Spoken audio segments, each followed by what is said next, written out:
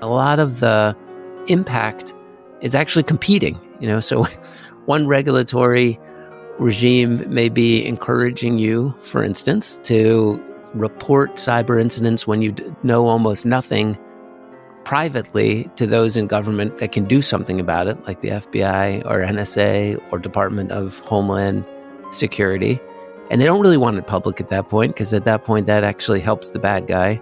And they also don't want you to face liability so that they can encourage you to report voluntarily. And at the same time, you have other parts of the regime whose focus is all about reporting it publicly, be that the SEC or be that the construct of some of the regimes that are around personally identifiable information or focused more on privacy. So there are some real competing currents right now.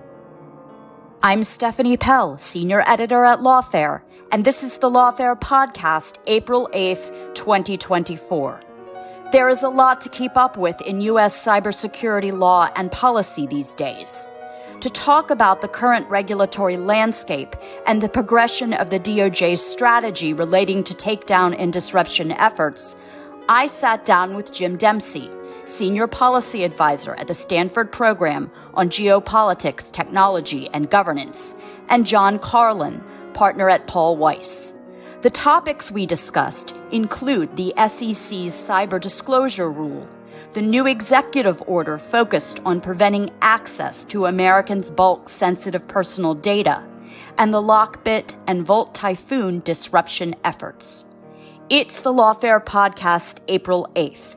Jim Dempsey and John Carlin on U.S. cybersecurity law and policy. There's a lot going on. There is a lot going on in U.S. cybersecurity law and policy, and many of these relatively new activities are addressed in the second edition of your book, Cybersecurity Law Fundamentals, which has just been published by the International Association of Privacy Professionals. There are, for example, a host of different regulatory activities from federal agencies, along with various operational activities pertaining to ransomware that are part of the new material in the new edition of your book. I want to start by talking about some of the most significant regulatory actions we're seeing. But before we delve into the specifics, Jim, are there any overarching themes or principles that provide insight into these regulatory actions and how they support the objectives of the Biden administration's national cybersecurity strategy?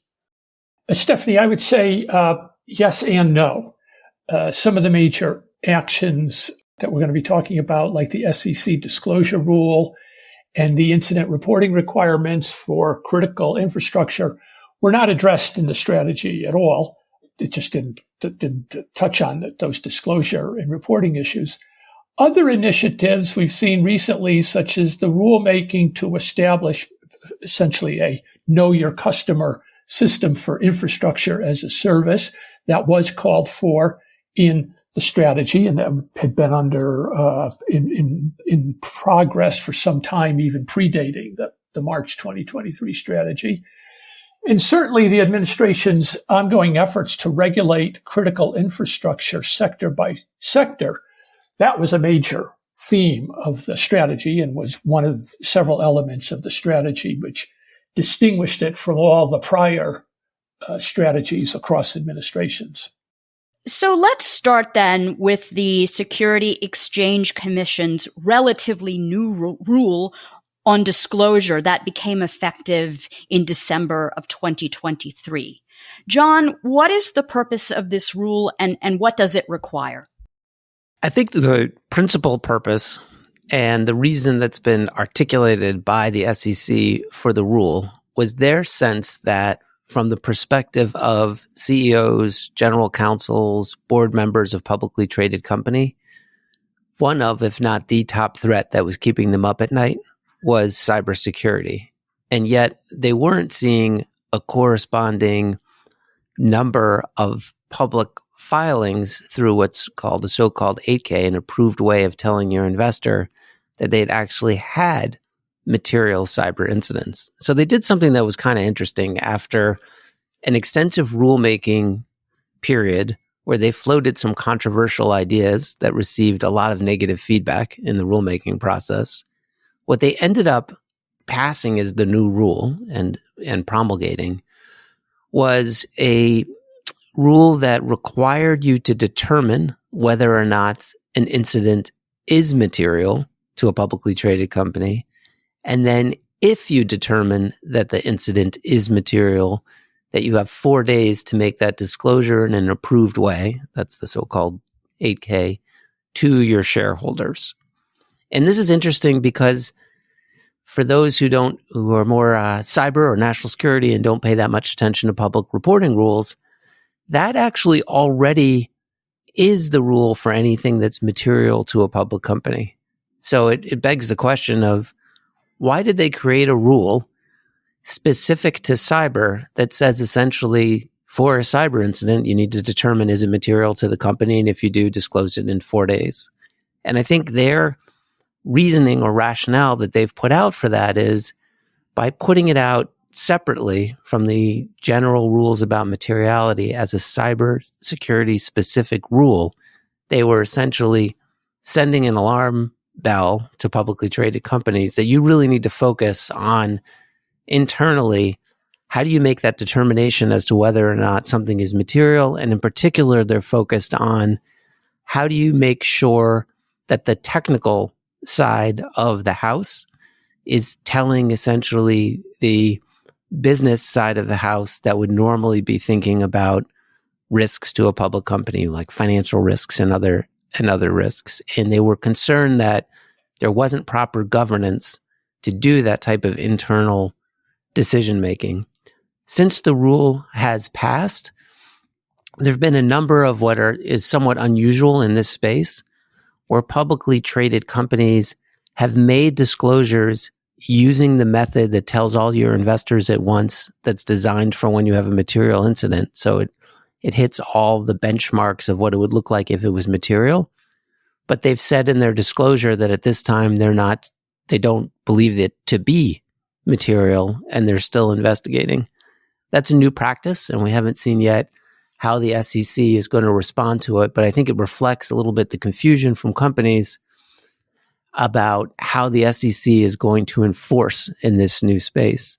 And behind that is a particularly controversial enforcement action that they already took in the case of SolarWinds, where for the first time they brought an enforcement action, not just against the company, but against the chief information security officer. That enforcement action was pre-rule, but I think it's added to the consternation of companies as they're trying to figure out how to comply with the new rule. So taking all of that into consideration then, do you think that the rule as it was finally issued was fair and has the elements necessary to achieve its purpose? Well, there are a couple parts of the rule, but the part that I just discussed, I think there's a lot of concern about the 4-day, but as long as that clock does not run until you make the determination that it's material, and as long as the SEC is deferential, because that's actually a rather complicated determination, it would be easy, right, if it was quantitative. So to use an example from the financial perspectives, let's say you put out a projection of how your company is going to do the next quarter, right? And then you have some incident and you realize, boy, we're going to be 10% off on our revenue, or let's use even bigger figure, 50% off. People would say, that's material. You need to inform your investors. Cyber is a little more complicated, and the SEC has given guidance that says it is not just a quantitative figure. You also need to consider reputationally how people are going to react to the fact that you've had a cyber incident. That is really difficult to do. So I think as to the fairness of it, it'll be determined by how they choose to enforce the new rule. But on its face, I don't think it's unfair to say you need to make a determination that something's material. And if it is material, get it out to your shareholders. The other issue would be, what is it that you have to get out to your shareholders? I think it's a fair reading under the new rule that they're not requiring you to give the type of detail that actually would help the bad guy. So much detail about the vulnerability that the next crook or nation state has a better chance of getting into your company. But just enough information that a shareholder can make a reasonable investment decision. So in that sense, I don't think it's, again, that different than what the general understanding was of how the SEC treats materiality across the board, not just for cyber. Jim, do you have thoughts on this as well? Well, I agree with everything John said, and I see where the SEC was coming from on this, that this is another factor which the investing public needs to know.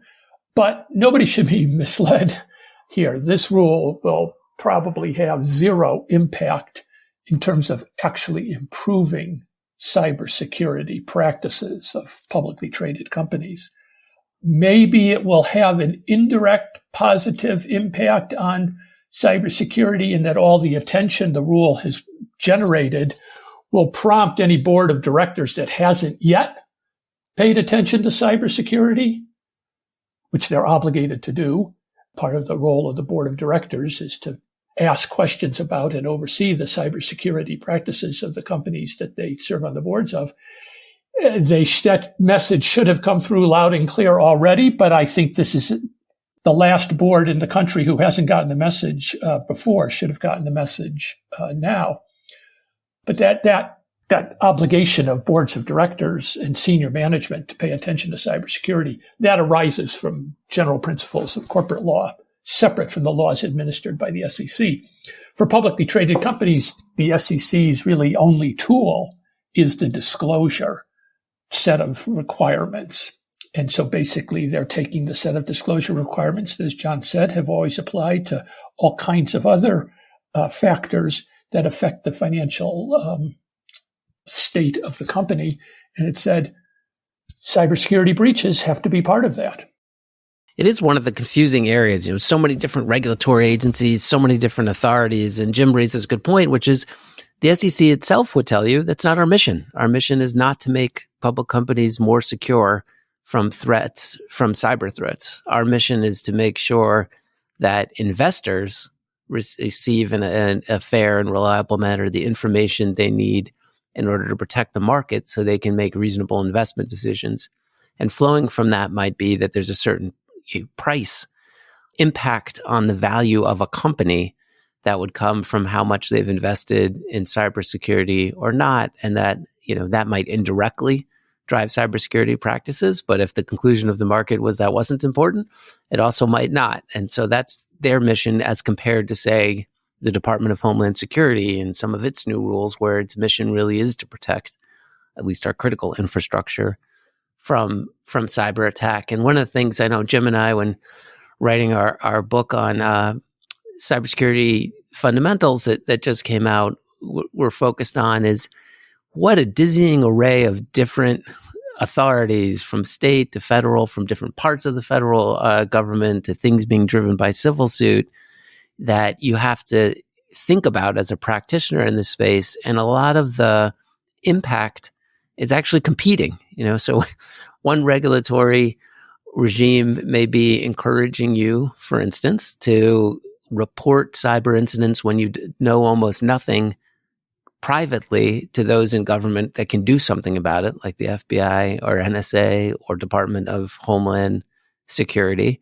And they don't really want it public at that point, because at that point, that actually helps the bad guy.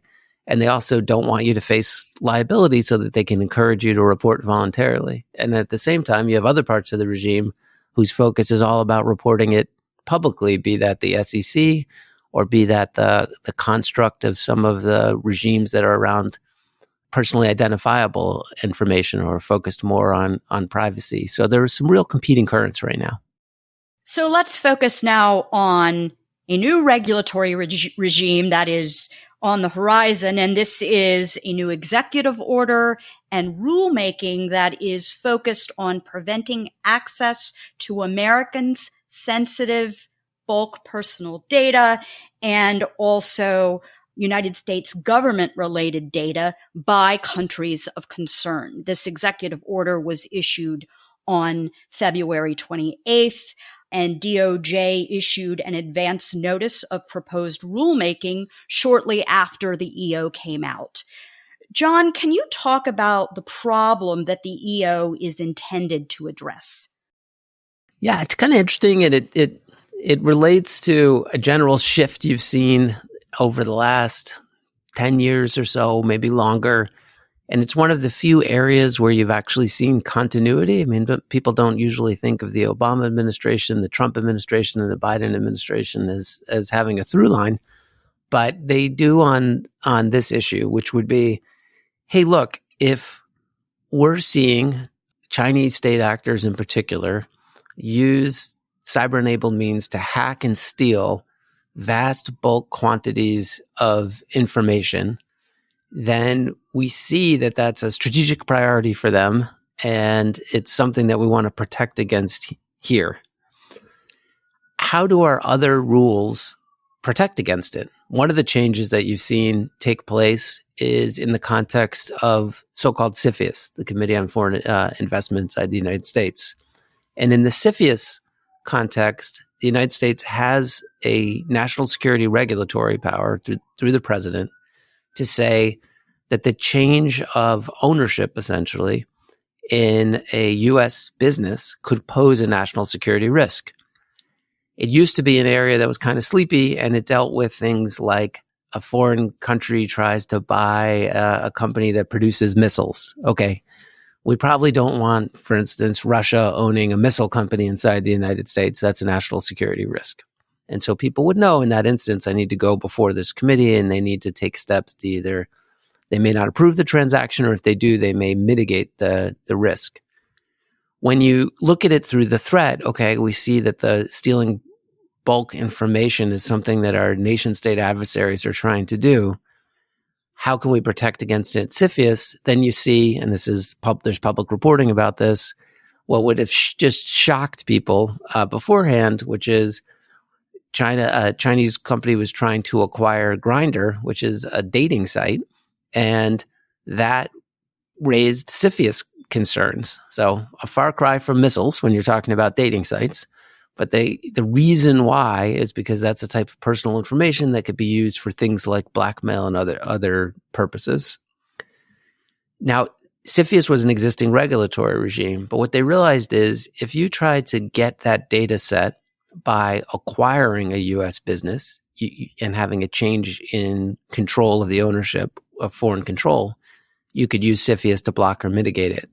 But if that same U.S. company sold the data either directly to a foreign company or through a data broker, it was perfectly legal, and there was nothing that could be done to mitigate the national security risk.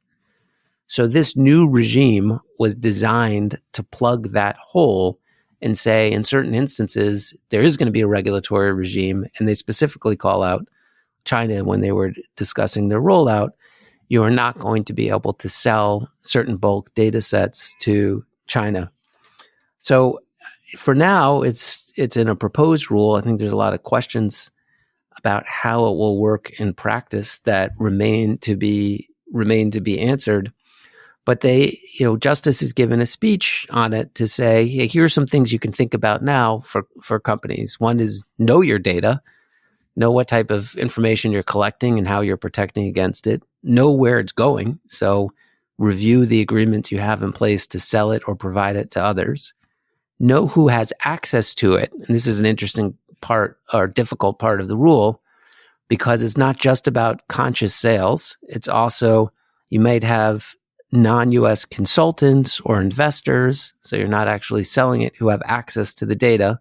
And they called out in their speech specifically China, Russia, and Iran, and consider the implication, and then obviously the sales. So right now they're doing a listening tour as they try to figure out how to implement it. But I think this is another real sign of the lawfare regime, to cite the podcast that we're currently in.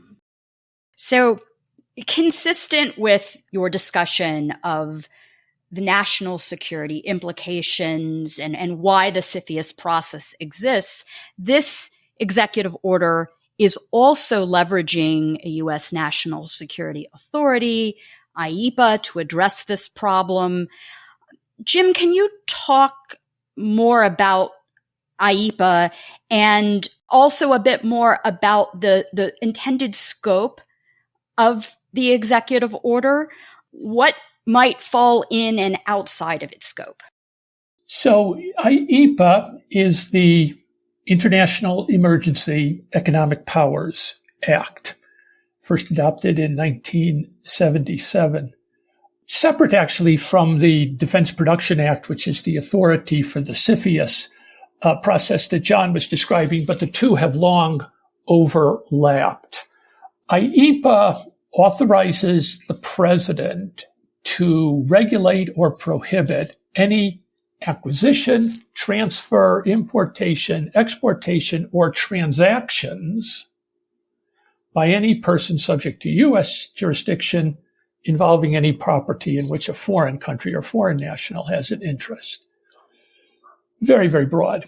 It requires the president to first declare that there is, in fact, a national emergency.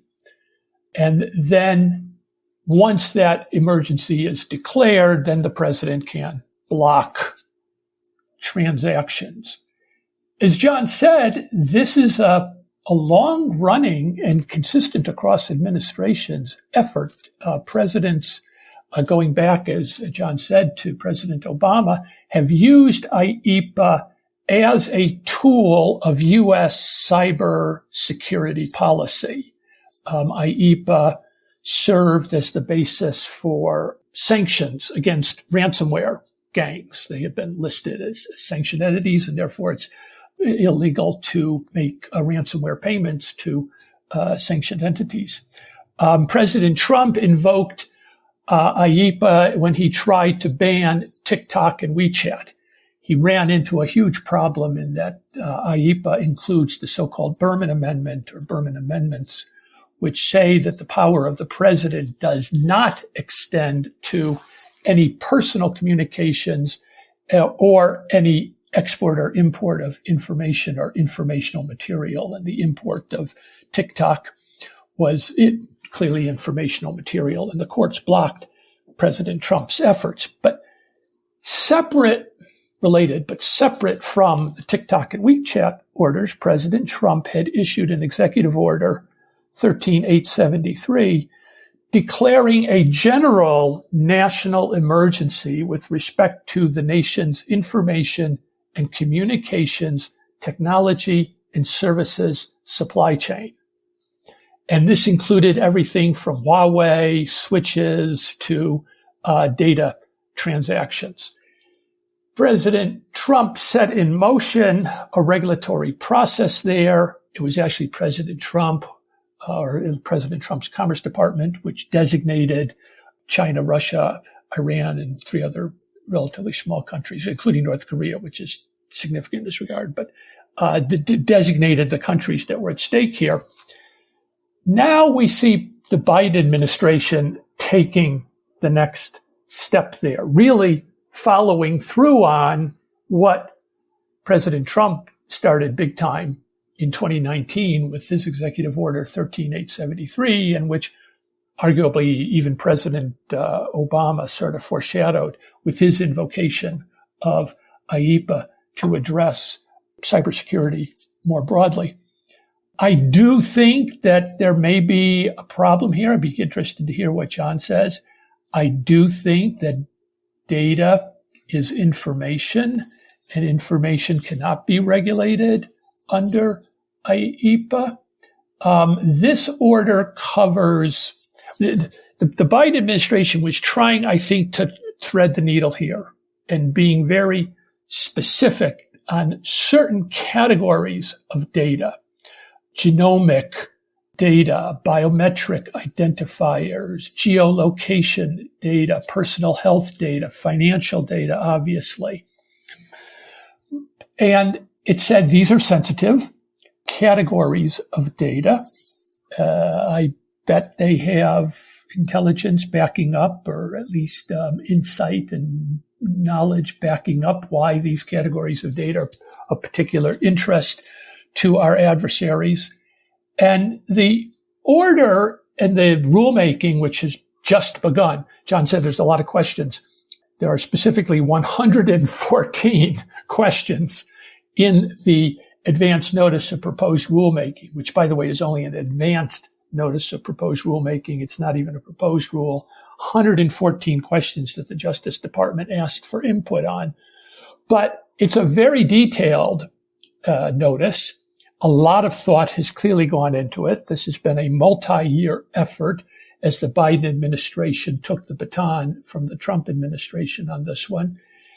And they would set up a quite complicated regulatory structure. There would be a few classes of prohibited transactions, and then a much broader class of regulated transactions. Prohibited transactions would be data broker transfers, which itself I think is potentially very broad. And then any transaction that provides a country of concern with access to bulk human genomic data or biospecimens. So one pretty narrow class of prohibited transactions, but one relatively broad class of prohibited transactions. And then other bulk transactions in U.S. sensitive personal data would be restricted. And that's particularly where, as John said, you have to look at your vendor agreements, your contractor agreements, your employment agreements, your investment agreements, and at some level do what you've always needed, what any data custodian has needed to do, but this puts a national security spin on it.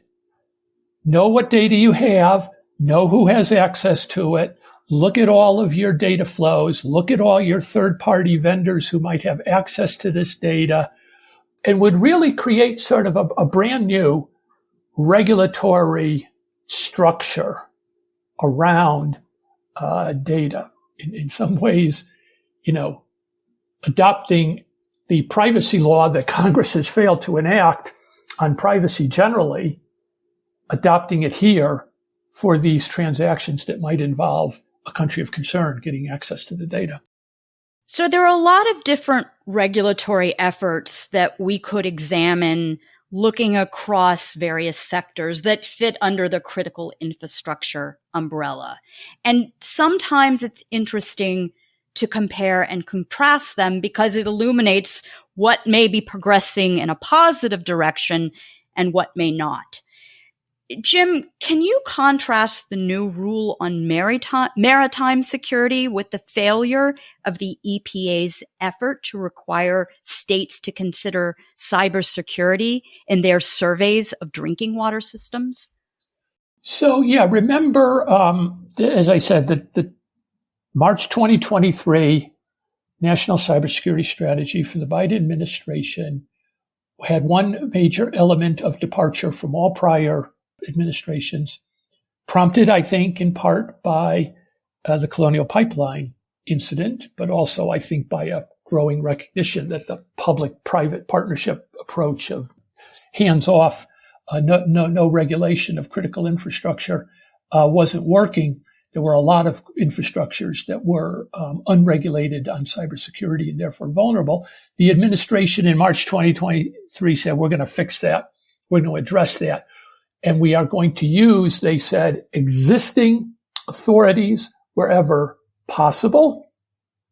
And I've argued, and the administration, I think, has agreed that many existing statutes, when they talk about regulatory structures for the safety and reliability of critical infrastructures, safety and reliability should include cybersecurity. The administration said, where there are those authorities, we will use them. And if for any particular critical infrastructure, there's nothing there, we're going to ask Congress for it. Second half, of course, is hard given the current situation on Capitol Hill and how hard it is to get things done there. And the administration has been following through on that. They issued, of course, directives under the statute on transportation security, which includes pipelines and railroads, issued rules, binding rules on pipelines, on railroads, on the aviation sector. And just recently, they issued one on maritime security. There are laws on the books that talk about the security of ports and port facilities. And using that existing authority, the administration took a variety of measures, including one aimed at cranes. You know, those crazy looking, they look like dinosaurs, those huge, huge cranes at the ports. 80% of them are made in China. They are all internet connected. They all have remote access capabilities. So that's obviously a huge vulnerability that if an update sent remotely to those cranes could shut them down, it would be disastrous to the economy. So the Coast Guard, which has authority over port facilities, issued a directive to ports to immediately begin risk mitigation analysis of the cranes, of the connected cranes that are at American ports. No challenge to that yet. Hopefully, in my opinion, hopefully it will stay in place. I think it's logical and necessary. The administration tried something similar with drinking water systems. The Safe Drinking Water Act has a somewhat complicated system of shared regulation between the federal government and the states, but it basically requires the states to conduct sanitary surveys of the operations and technology of drinking water systems.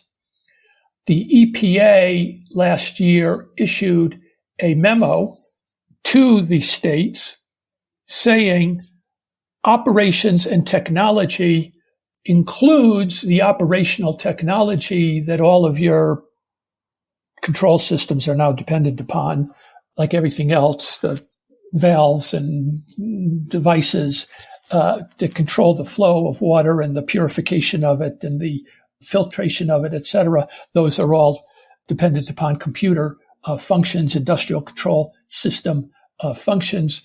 Those are vulnerable to cyber attack.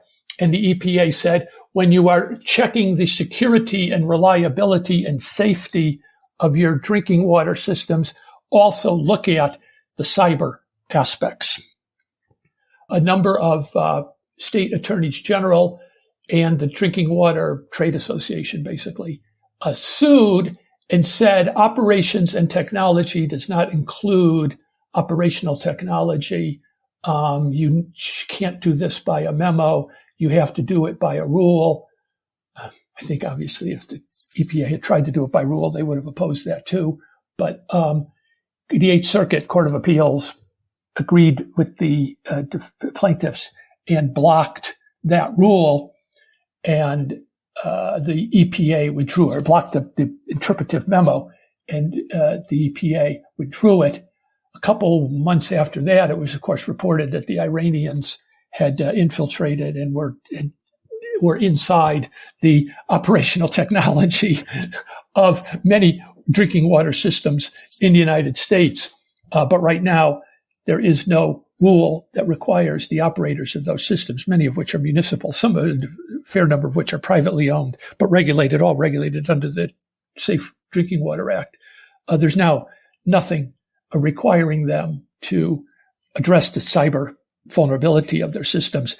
The CISA, Cybersecurity and Infrastructure Security Agency, issued basically a letter saying, please, please, please change those default passwords on those devices that the Iranians have compromised. But all they could do was beg. They had no power to do anything about it.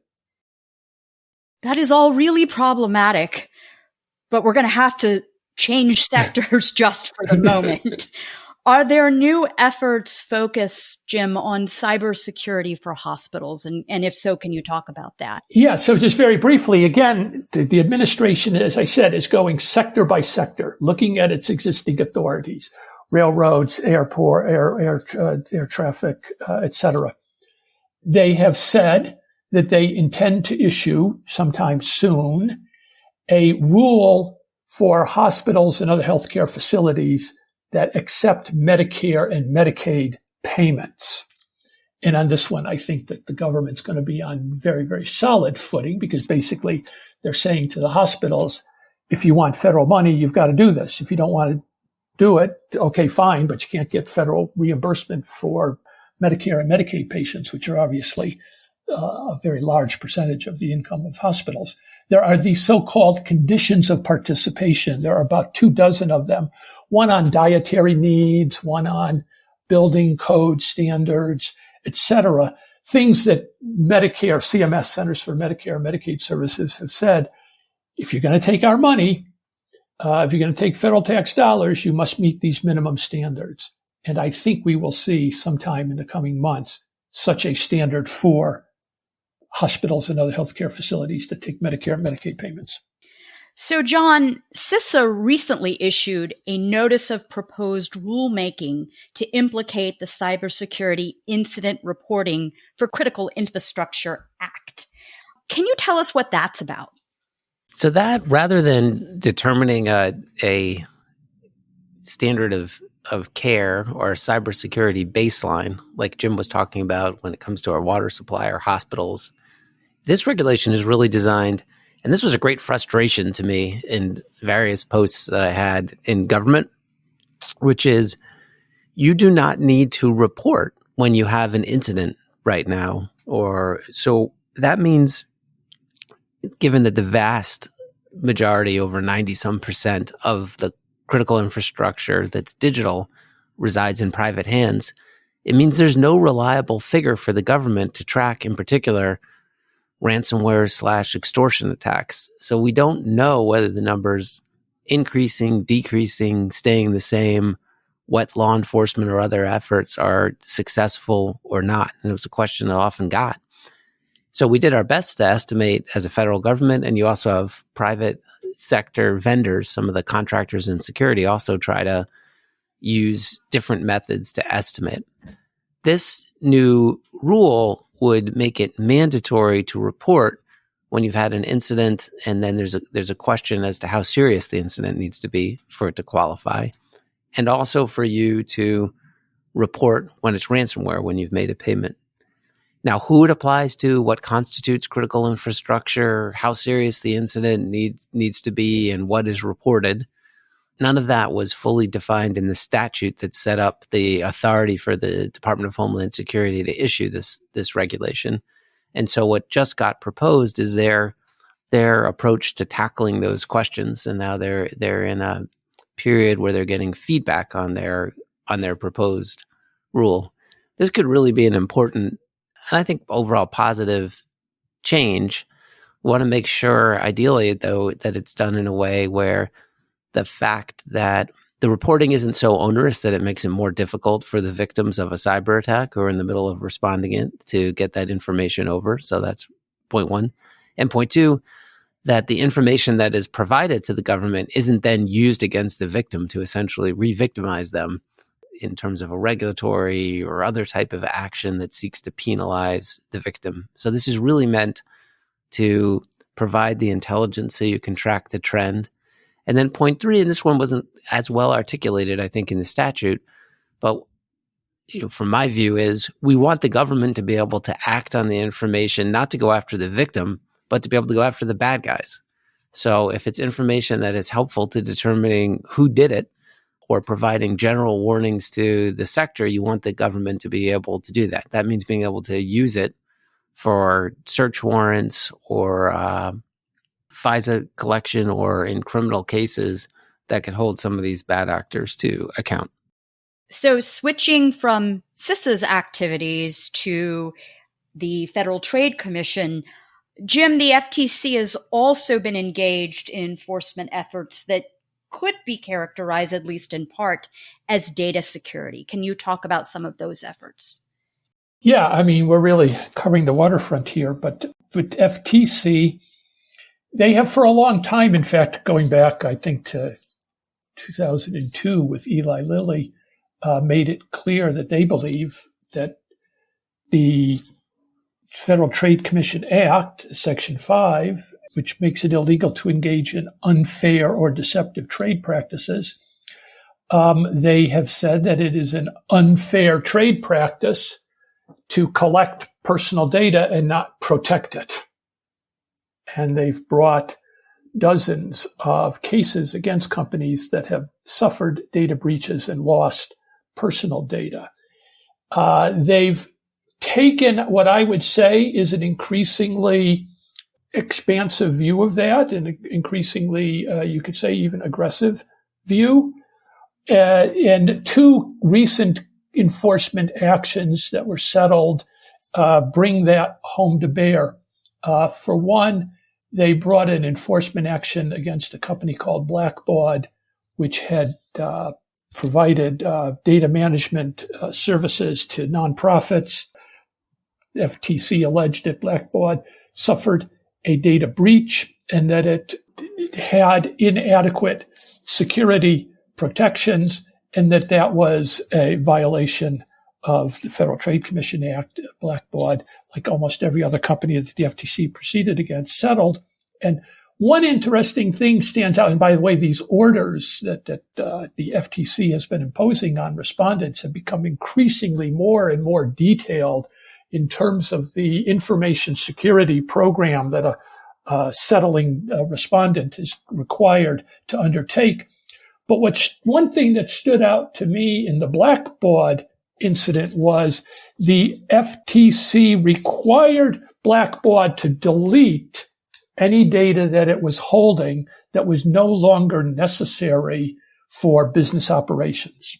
Now, data minimization, that is, the requirement that you should collect the minimum amount of data necessary and hold it only for so long as is necessary to fulfill the business purpose for which it was collected.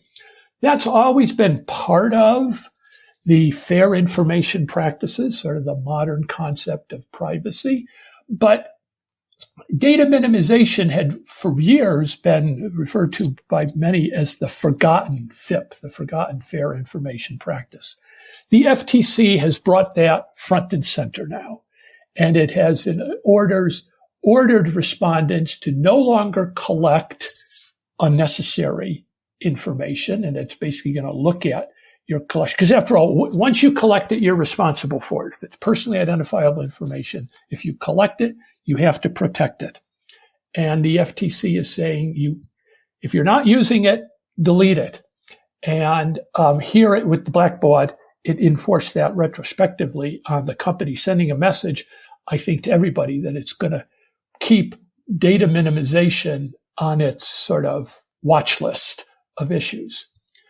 Another interesting case recently involved a small company that provided communication services to prisons and other facilities, entered into contracts with government agencies and would basically run the phone system inside the prison for inmates to call their family members. And also the company provided sort of a payment funds transfer mechanism that allowed inmates to get access to their small amounts of money. This is a company called Global Tel Link.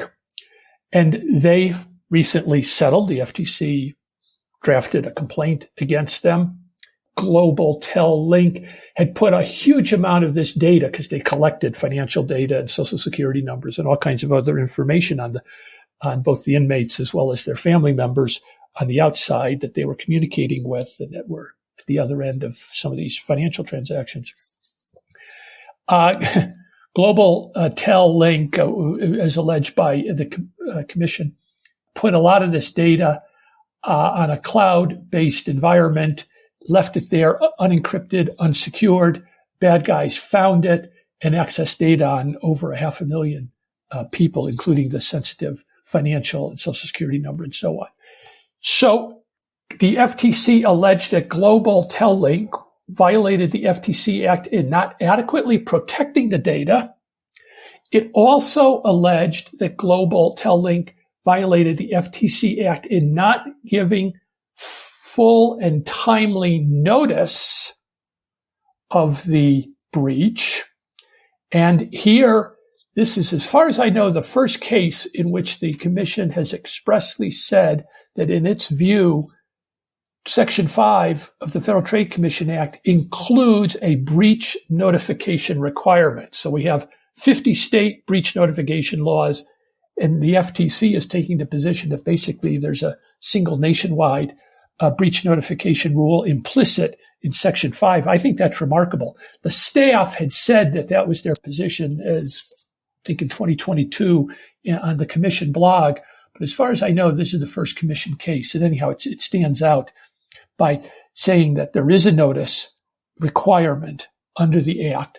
Also, third, the commission said that in some of the public statements to the media that the company made about the breach, where it minimized the breach, said that no sensitive data was taken, that statement to the public, to the media, violated the FTC Act. And fourth, even after it knew about this breach, the company continued to bid on other RFPs of other correctional authorities to get new business. And in those bids, they said that they had never suffered a cybersecurity attack.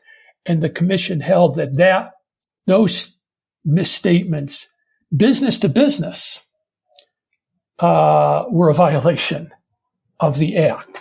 So this is a remarkably broad set of assumptions and implied requirements. Of course, all of this is the FTC saying what those two words, unfair and deceptive, mean.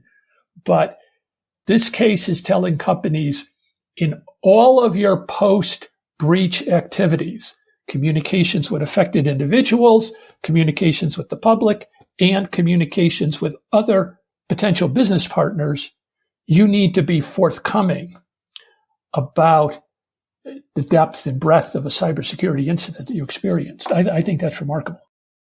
So I want to change gears a bit, move away from talking about these regulatory efforts and enforcement actions to more operational activity, takedown and disruption efforts, because over the past few years, we've seen an uptick in the Department of Justice and FBI's disruption or takedown efforts of botnets and the disruption efforts of ransomware actors, some of which included law enforcement's obtaining encryption keys, which allowed for the decryption of victim data. We've also seen the FBI able to recover ransom that had been paid and return those funds to victims. I want to talk about two very interesting disruption efforts, the Lockpick Takedown and Vault Typhoon. But before we do that, John, can you talk about DOJ's broader strategy with disruption efforts and how this strategy has developed over the past several years? So, build it. If you think about the different poles, the carrot and the stick, what we've been talking about for the bulk of the conversation today are actions that the government takes against victims. And it's in the name of improving the security of the victims so that they can protect themselves from criminals. At the Justice Department, coming into this administration, a key part of the strategy was what can we do to go after the ones actually causing the problem? The very sophisticated criminal groups, the very sophisticated ecosystem that looks like almost a Fortune 100 company in the way that some of these groups are set up and profiting from their cybercrime. And then the nation states that both harbor these groups and also use them as proxies for state activity, and then sometimes leverage what is otherwise a purely criminal group for state ends in return for them operating with impunity in their boundaries. The idea was simple, which was if you think about the transition the government had made post-September 11th to treat the prosecution of a terrorist act after it has occurred as not a success, but a failure. It may be necessary, but at that point, families are grieving and had lost loved ones. That what the prosecutors, the intelligence community should do was try to figure out what the intelligence says the threats are and disrupt the threat prior to the harm being caused. And to do that, to be as creative as you can in the different ways in which you can use existing legal tools to essentially bring pain to the adversary, to make it more difficult for these actors to attack victims here. And so part of the strategy was not to leave criminal prosecution off the table, criminal prosecutions can and do proceed.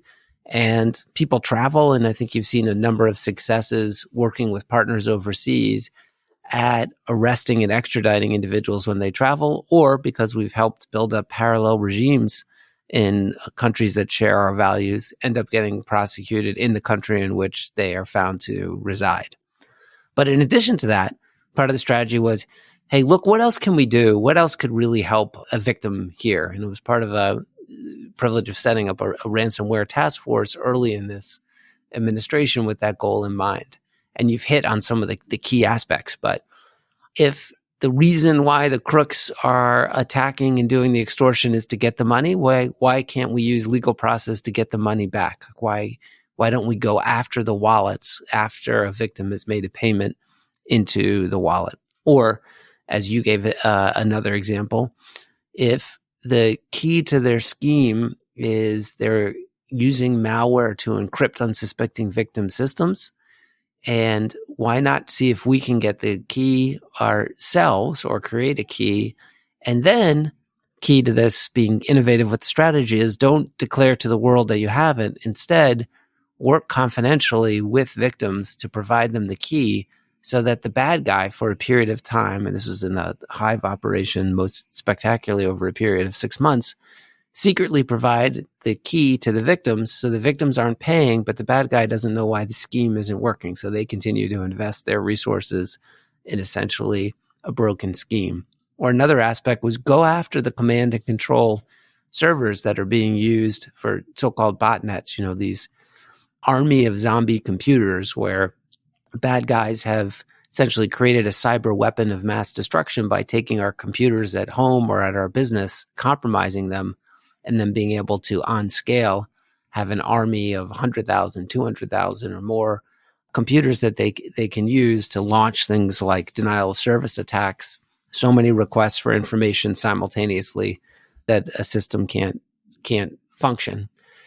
And when we discover where those command and control use the access in order to disable the botnet, so not only do you stop one criminal group from using it, you get rid of the vulnerability on those computers so that the day that you leave, another group can't go and grab that same command and control and compromise all those victim computers. So that's all, I think, under the rubric of this strategy of let's figure out the most creative use of legal tools, working with partners that causes the most harm to the bad guys who are trying to hit us here so they no longer can operate essentially cost-free because they're attacking digitally. So you mentioned the Hive disruption effort. Can you talk more about the Lockbit takedown and its significance and also what's interesting to know about Vault Typhoon?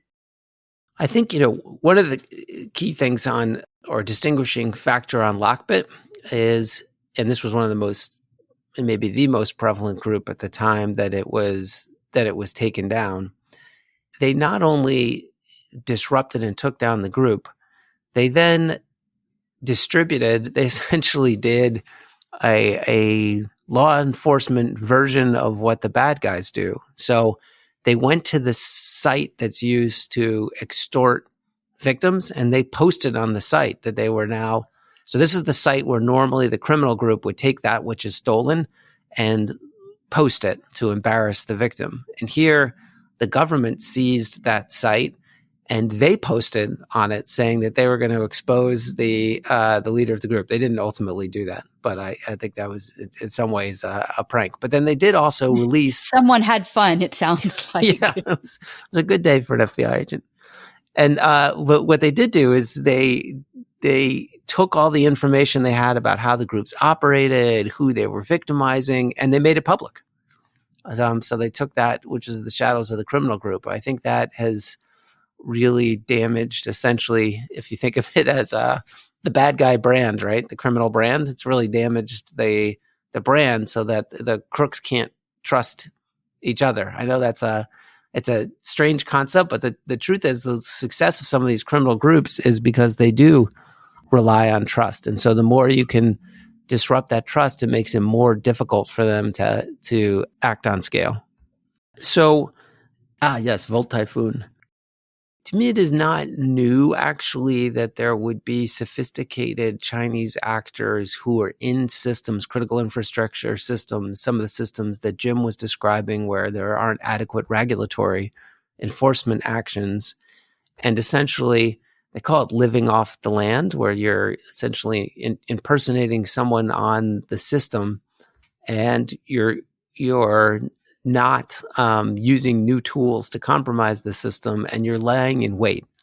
And the reason why you're lying in wait is because you want, in the event of a tension between countries, to have the ability to disrupt your adversary's critical infrastructure. So to disrupt civilian infrastructure for military ends. So I don't think it's new that we've seen foreign adversaries trying to do that. What was new was the degree to which the government talked about it publicly, with Director Wray starting off in congressional testimony. I know I was out at the Munich Security Conference, which is a major conference with NATO allies and others, and you had U.S. official after U.S. official, Director Wray from the FBI, Secretary Mayorkas from Department of Homeland Security, and Neuberger from the White House, Lisa Monaco as the Deputy Attorney General of the Justice Department.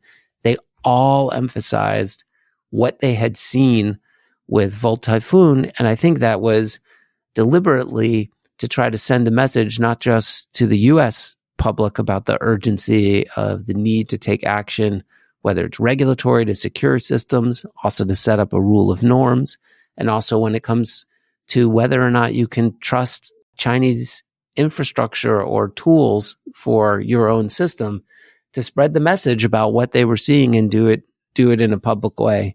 And that, in a sense, is its own way of imposing costs for those who are trying to use cyber means for either criminal purposes or, in this state, for a type of attack on civilian infrastructure that I think the G7 anyway and G20 signed up as a norm that you shouldn't do. You shouldn't be doing things like trying to deny access to water in the event of a conflict through cyber means. So we'll see if there's more to come on that front. And I hope the message gets through loud and clear that this is a serious threat and we need to take action to prevent our systems from being compromised in a way that it could cause danger to civilian health or safety. So looking toward the future, what would you say are the most important issues on the horizon? Jim, do you want to start? You know, there's a lot in play right now.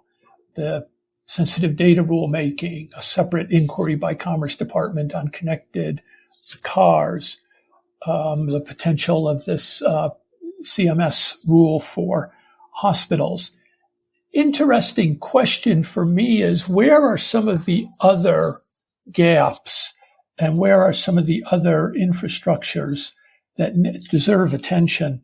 And what will the administration do to flesh out its strategy there? A second issue on the sort of horizon, although it's the long horizon, one that I've been working on a lot, is the question of software liability, or liability for the developers of software. The other major departure in the Biden cyber strategy was its call for imposing liability on software developers for their faulty products. How to make that happen? Right now, the developers disavow, in the terms of service or the licensing terms, disavow liability for any damages. Overcoming that would be a huge leap, but how do we sort of get deeper to the sort of core of the problem?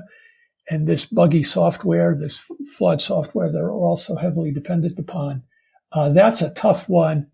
The administration is seeking to create a dialogue there. They know it's a multi-year effort. And then I guess third, I would say action at the state level. An increasing number of states now have laws requiring reasonable data security by custodians of personal data, which, if any states other than California, because we know California will be active, which other states will be active remains to be seen. But now with so many laws on the books, a state AG could easily take up this issue. John, what are your thoughts? We're in an area, for those who practice in it, where the technology continues to change very, very rapidly. And you just look at where we've been in a relatively short period of time, and almost everything we value as a society has moved from books and papers, from analog to bits and bytes to digital, and then was connected through a protocol that was never designed for security in mind. And since then, we've continued to build essentially in that straw house of a foundation where it's just fundamentally not capable of the level of security for the functions that we're putting on it, and putting more and more of what we depend into that form, for moving now where it's not just information, right? It's physical things. It's everything from the cars on our roads to the planes in our skies to the drones in our skies that are digitally connected using this same protocol. So we're in a race in some way for our regulations, our laws, our practices, our way of thinking about risk catch up with the innovation of the adversaries, the terrorists, the criminals, the nation states who want to take advantage of that move in ways to cause harm. And right now, in some respects, it's only a good climate for lawyers, but I don't think in my lifetime I can recall as much activity taking place to try to address the threat, as Jim put it, by different regulatory authorities. So whether it's the laboratory of the 50 states, the different approaches by regulation in government, or new legislation coming through inside the United States. So I think if you look at the years to come, we need to see, is that going to settle down? Is there going to be some universality to what the terms are when we're trying to define what it is to be secure, what it is to have an incident, what it is to have a serious incident, what it is to report, and can we break the curve of the current exponential growth in criminal actors? I think we can, and I'm so glad that you're covering this issue today. But part of the solution is definitely, unlike other national security or other threats, this one in particular, I think part of the solution is going to be having lawyers figure out a regime that is easier for non-lawyers to live with. On that note, we'll have to leave it there for today. Thank you both so much for joining me. Thank you. Thanks, Stephanie. The Lawfare podcast is produced in cooperation with the Brookings Institution. You can get ad-free versions of this and other Lawfare podcasts by becoming a Lawfare material supporter through our website, lawfaremedia.org/support. You'll also get access to special events and other content available only to our supporters. Please rate and review us wherever you get your podcasts. Look out for our other podcasts, including Rational Security, Chatter, Allies, and The Aftermath, our latest Lawfare Presents podcast series on the government's response to January 6th. Check out our written work at lawfaremedia.org. The podcast is edited by Jen Patja Howell, and your audio engineer this episode was Noam Osband of Goat Rodeo. Our music is performed by Sophia Yan. As always, thank you for listening.